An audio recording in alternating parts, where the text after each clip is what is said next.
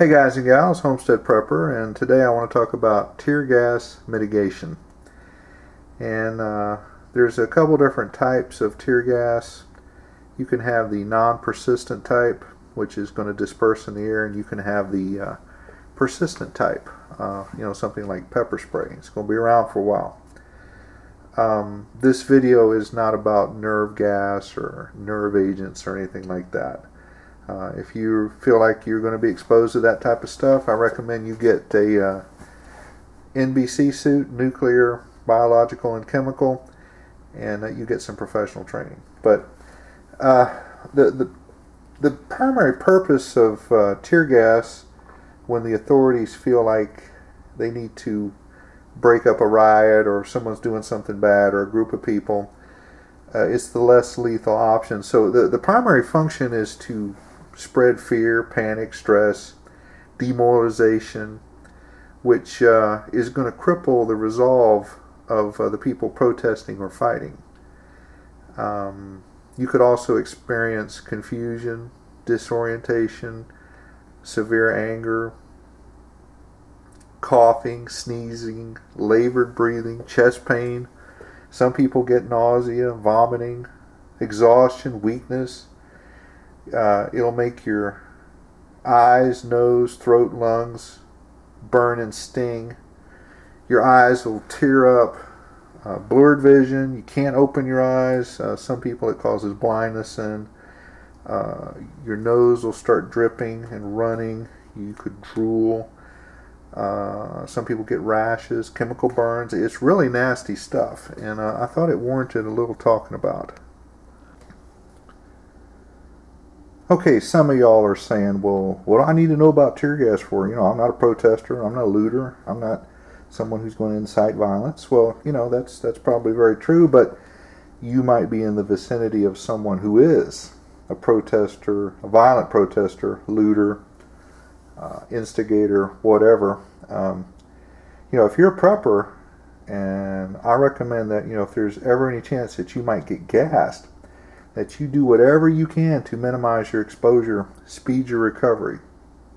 Some good news is most people, after being exposed to tear gas, will recover in 5 to 15 minutes, some people in a half hour. Some people never fully recover.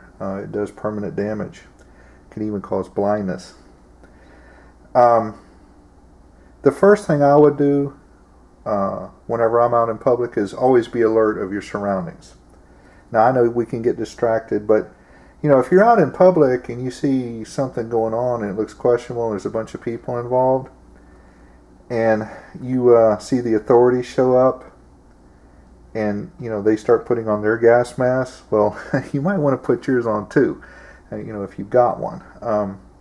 Another option is you might want to rapidly leave the area and avoid the gas. Get to some high ground, just get away.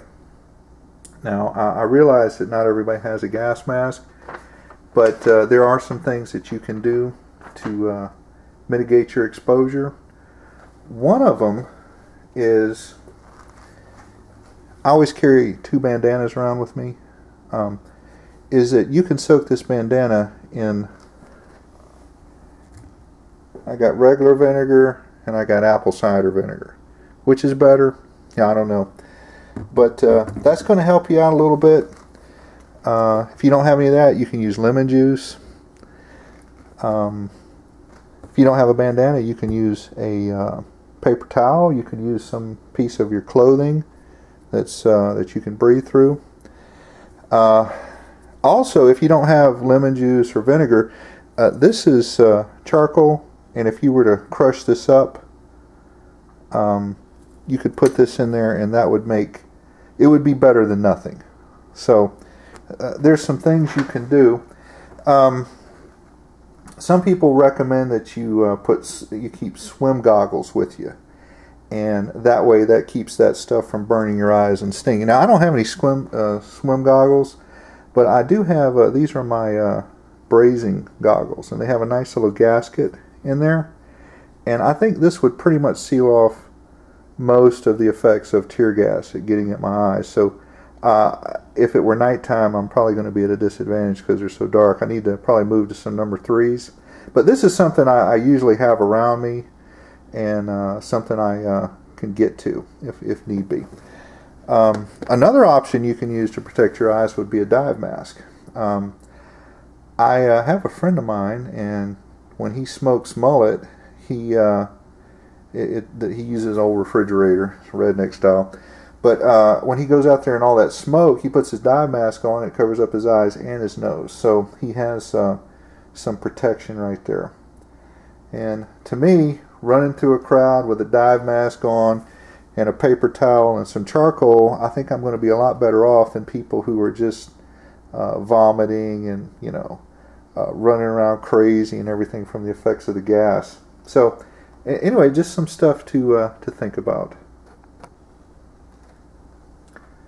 Okay, I know some of y'all are saying that cartridge right there is toxic, and I actually bought this before I knew anything about it. And this cartridge right here can contain chromium.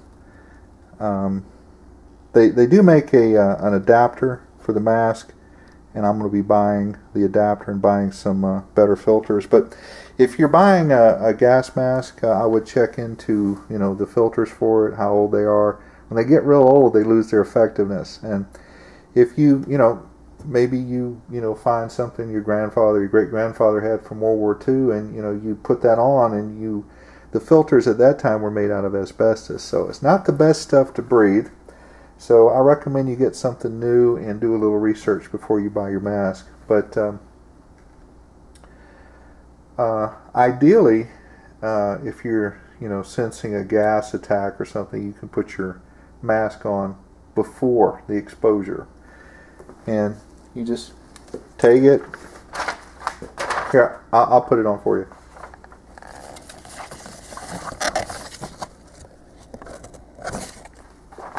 Something like that. But if you already are experiencing the gas and you go to put this thing on, you need to clear it. And when I say clear it, you need to put this on and you need to blow out all of that gas and everything in there, and then you can take some fresh, hopefully some good filtered air from a good filter. But they've had people who they get under the effects of the gas and it constricts their chest, and then when they go to put this on, they can't blow it and clear it out, and then they start breathing that gas that's in the mask, and for some reason they feel compelled to pull this off, and then they get more exposure, and it just gets worse from there. So I recommend that you try and clear that mask and put it on before anything happens. The gas causes a really debilitating impairment on some people, and you won't think clearly. And the government did some studies with trained troops, and they put them on a simulated battlefield, and they exposed them to some of that tear gas, and they dropped their rifles, some of them. Not everybody. It doesn't affect everybody the same way. And it causes, like I said, impaired mental functions on some people. Okay, I want to talk a little bit about first aid, and I am not a medical professional, so you need to do your own research. But if you ever are exposed to tear gas or anything like that, I recommend you do seek out a medical pro and get treated by one of them. If that's not available to you, then the old standbys of rinsing your eyes out with some clean water, or probably some of that sterile saline water, I'm sure are going to help you out.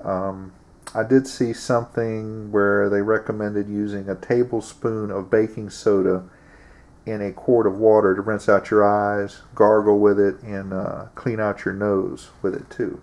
But y'all need to check into that, make sure that's safe, doesn't have a reaction with the gas. But you can do that. The old standby of, you can wash your skin with soap and water, but I recommend that you use cold water. If you use hot water, it's probably going to activate that stuff more, make it more absorbable, or any reaction that you heat in chemistry, it makes it work faster. So I would stay away from the hot water. If you got any burns, you could, I'm sure, treat those chemical burns. Treat those conventionally, and if you're exposed to pepper spray, I think milk will help mitigate the effects of that too. So from a prepping standpoint, I think a lot of people are not even considering a tear gas attack during the SHTF. Or if they are, they're not saying anything about it. And, you know, I don't care if you live in a fetching farmhouse, a mobile home, townhome, condo, camper, tent, whatever. You're sitting around one day, you know, after the crap has hit the fan, and you hear some glass break, and you see a canister roll in your house, and it starts filling up with this gas, and you breathe it, and you've never ever even thought about being gassed or exposed to it, and you have no experience with it. You're going to be at a disadvantage, and you're going to be extremely disorientated, and the attackers are going to take full advantage of your disadvantage. So I see a lot of videos out here on YouTube, which are excellent videos, by the way, of people preparing, setting up defenses, and, you know, stuff around their home, and training with other people, and I think that's great. But I haven't seen anybody talk about, you know, they got their sandbags, they got their foxholes, and all that. And if the opposition, the enemy, were to just gas the whole area, and, you know, you don't have any training, and you don't have any experience, and, you know, you start sucking up some of that gas, your attacker is going to, there again, use their strengths against your weaknesses. So I recommend you guys look into you know, getting some type of training, or getting a gas mask, knowing how to use it, you know, for your family if you expect that type of attack. Personally, I hope that never happens, but if it does, you need to at least be mentally aware of it, and, you know, maybe have some contingency plans. So if there's anything y'all can add to the video, I would really appreciate it. This is the Homestead Prepper out.